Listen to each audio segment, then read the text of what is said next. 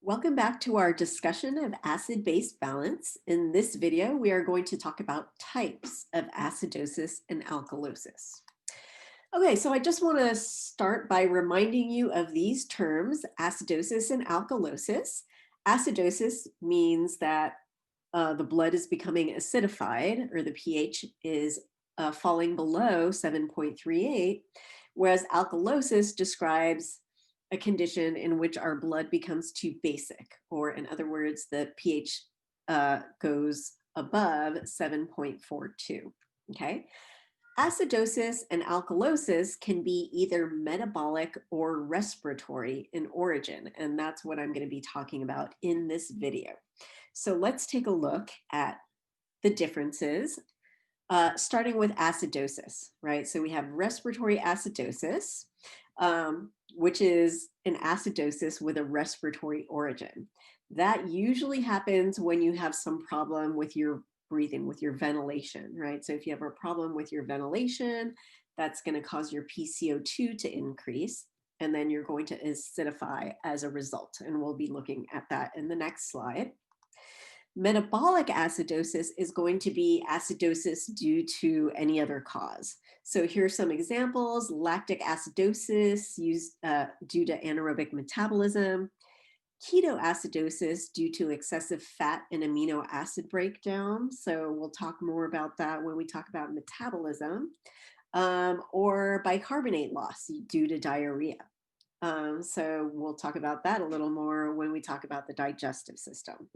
But what I really want to point out is that you can tell the difference between respiratory and metabolic acidosis by looking at bicarbonate levels. Okay, so to illustrate that, let's take a look at our beloved carbonic acid or carbonic anhydrase reaction here, right?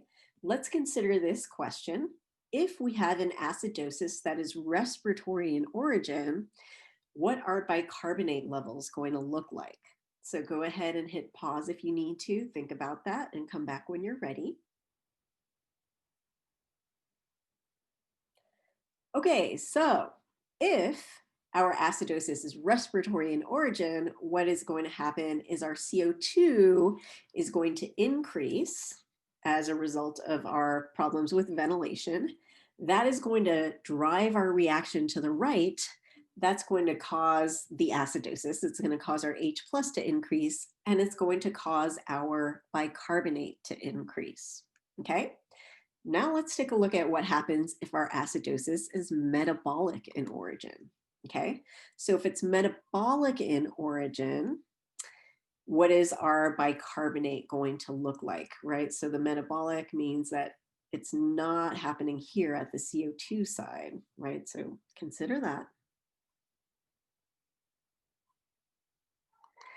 Okay, so if our acidosis is metabolic in origin, what that means is there is something in our body that is creating, that is causing our H plus to increase, right? As a result, we are going to get leftward movement in this equilibrium reaction, right? We're going to favor the formation of CO2, and that's going to cause our bicarbonate levels to go down. Okay, so you can see that you can tell the difference between our respiratory acidosis and our metabolic acidosis by looking at our bicarbonate levels. Okay, one more thing I want to mention about this is that if we have metabolic acidosis, usually what will happen is our respiratory system will try to compensate for that, right? So we'll have this increase in acidity. Our respiratory system will adjust to try to bring that acidity back down, or bring that pH back up, okay? Of course, if it's respiratory in origin, if we have an acidosis that is respiratory in origin, we can't do that because that is the source of the problem, okay? So if it's respiratory in origin, we are going to have to rely on our kidneys to bring our body back into pH balance. And sometimes we fail.